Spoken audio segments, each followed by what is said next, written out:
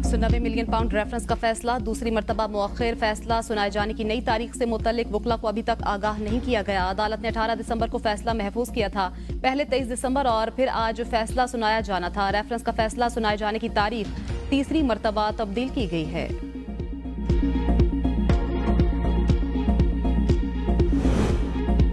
बानी पीटीआई इसलिए कैद हैं कि वो रसीदें नहीं दिखा सके। वजीर मनसूबाबंदी एहसन इकबाल कहते हैं बानी पीटीआई दूसरों से रसीदें मांगते थे, उनकी अपनी बोगस निकली। बानी पीटीआई को असली रसीदें दिखाकर कानून को मुतमईन करना होगा। बानी ने 190 मिलियन पाउंड खजाने के बजाय दोस्त के अकाउंट में क्यों जमा कराए?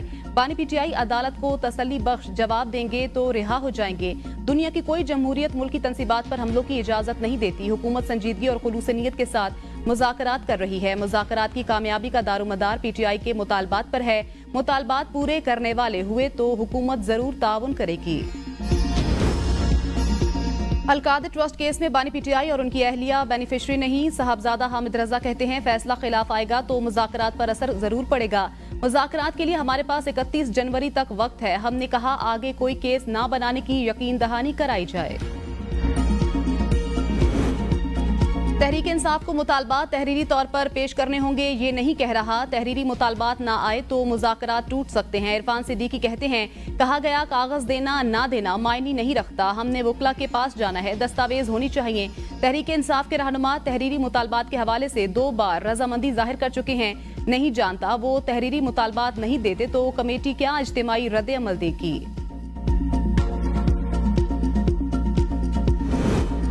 मुज़ाकरात के इख्तिताम के लिए 31 जनवरी की डेडलाइन तय है। शेर अफजल मरवत कहते हैं तहरीरी मुतालबात का मुतालबा हुकूमत का सियासी हदफ है। हुकूमत चाहती है कि वो बताए कि हमने इसका मैंडेट मान लिया है।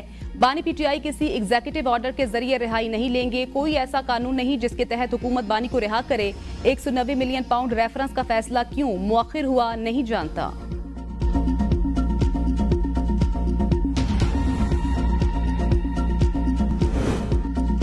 वज़ीर आज़म की मुत्तहिदा अरब इमारात के सदर शेख मोहम्मद बिन ज़ैद अल नहयान से रहीम यार खान में मुलाकात। दोनों रहनुमाओं का इक्तिसादी, सियासी और सकाफती ताल्लुकात को फरोग देने के आज़म का इजहार।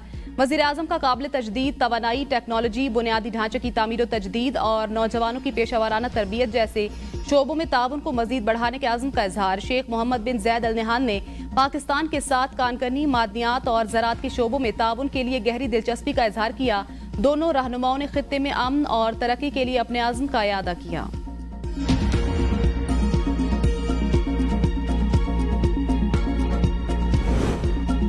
जिस दिन हिमायत खत्म कर दी विफाकी हुकूमत भी खत्म हो जाएगी। पीपल्स पार्टी की नून लीग को वार्निंग। पीपल्स पार्टी का एक बार फिर अपनी इत्तेहादी हुकूमती जमात मुस्लिम लीग नून से फैसलों में एतमाद में ना लेने का शिकवा। मरकजी सेक्रेटरी इत्तिलात शाजिया मरी ने कहा विफाकी हुकूमत मुतवातर ऐसे फैसले कर रही है जिन पर एतमाद में नहीं लिया जा रहा।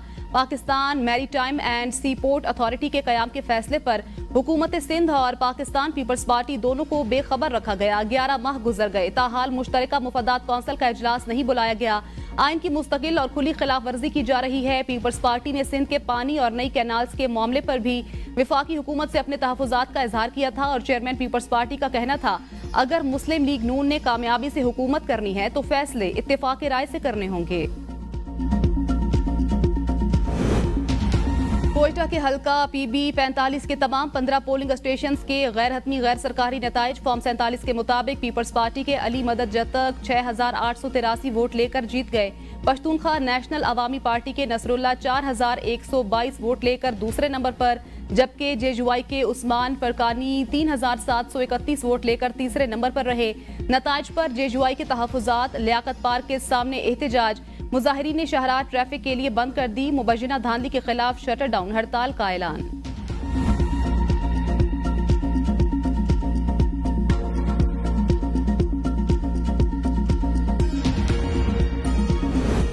पीपल्स पार्टी ने कभी हॉर्स ट्रेडिंग का सहारा नहीं लिया। गवर्नर पंजाब सलीम हैदर कहते हैं पीपल्स पार्टी और नून लीग की अलग अलग सोच और मंशूर है। हालिया इलेक्शन में 3 जमातों को मैंडेट मिला। पीटीआई को हुकूमत बनाने की दावत दी। पीपल्स पार्टी और नून लीग का इत्तेहाद मोहब्बत नहीं मजबूरी है।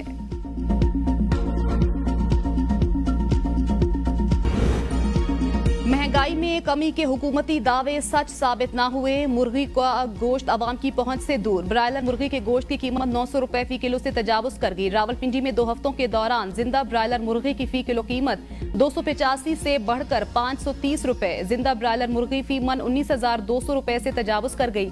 शहरी मुर्गी की बढ़ती हुई कीमतों पर फट पड़े। कहा, हुकूमत महंगाई में कमी के झूठे दावों का प्रचार बंद करे। गरीब को रिलीफ नहीं दे सकते तो तकलीफ भी ना दे। कराची इंटरमीडिएट पार्ट 1 के इम्तिहानात में शहर कायद के तुलबा की अक्सरियत फेल होने पर MQM का सरापा एहतिजाज। कराची के इम्तिहानी बोर्ड और सिंध हुकूमत पर संगीन इल्जामात लगा दिए। MQM के रुकने कौमी असम्बली डॉक्टर फारूक सत्तार का कहना है कि सिंध हुकूमत ने करप्शन के अपने ही रिकॉर्ड तोड़ दिए। ये करप्ट होने के साथ साथ नाअहल भी हैं। कराची के तुलबा के मुस्तकबिल को तबाह कर दिया गया। बोर्ड में नताइज को जबरदस्ती तब्दील किया जा रहा है। प्री मेडिकल साल अव्वल के नतीजे में कराची के 66% तुलबा को फेल कर दिया गया। कराची के सिर्फ 33% तुलबा जबकि लाड़काना के 70% बच्चे पास किए गए। शहर कायद के बच्चों के मुस्तकबिल को तारीख किया जा रहा है। अब 66% तुलबा दोबारा पेपर देंगे तो उनके पैसे बनेंगे। इनकी चंगेज खान वाली सोच है। चंगेज खान ने बगदाद पर कब्जा करके तमाम तालीमी इदारों को मिसमार कर दिया था।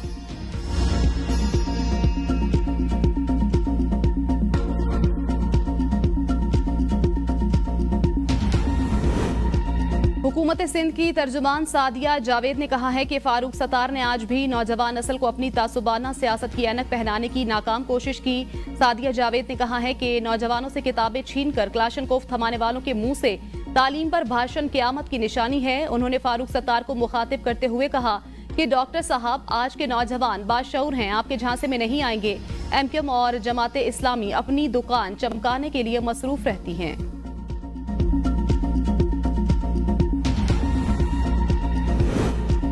कराची के खुले मेन होल में ने एक और मासूम बच्चे की जान ले ली। शाह फैसल कॉलोनी में बच्चा मेन होल में गिर गया। बच्चा शादी की तकरीब में शिरकत के लिए आया था। 2 घंटे की जिद्दोजहद के बाद बच्चे की लाश निकाल ली गई। लवाहिकीन का इंतजामिया के खिलाफ कार्रवाई का मुतालबा। गवर्नर सिंध का नोटिस। मेयर कराची से राब्ता। मुर्तजा वहाब कहते हैं पूरे शहर के मेन होल्स को जल्द बंद कर दिया जाएगा। शहर कायद में मोटरसाइकिल चोरी की वारदातों के लिए खवातीन का इस्तेमाल। ब्रिगेड थाने की हदूद में मोटरसाइकिल चोरी की वारदात। वाक़े की CCTV फुटेज मंजर आम पर आ गई। फुटेज में खातून और लड़के को देखा जा सकता है।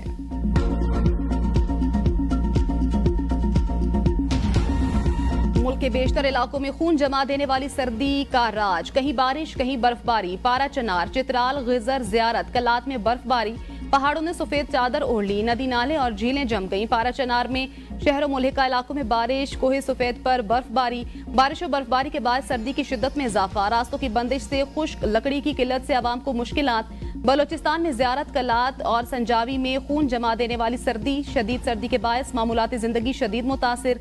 यखबस्ता हवाओं की वजह से बिजली और गैस की फराहमी मुअत्तल। चित्राल शहर में 7 इंच। कैलाश वैली और गर्म चश्मा में 1 फीट से ज्यादा बर्फ पड़ी। लवारी टनल रोड पर स्नो क्लियरेंस का काम जारी। गाड़ियों को लवारी टनल रोड अबूर करने में शदीद मुश्किलात का सामना। चित्राल के तमाम अंदरूनी सड़कें आमदोरफ्त के लिए बंद। शदीद सर्दी की लहर आइंदा चंद रोज तक जारी रहेगी। बेशतर इलाकों में आज भी बारिश और बर्फबारी जारी रहने की पेशगोई। अस्सलाम वालेकुम। ABN न्यूज के साथ मैं हूं फातिमा तौसीफ। हेडलाइंस आपने जानी। बुलेटिन का आगाज करेंगे लेकिन इस ब्रेक के बाद।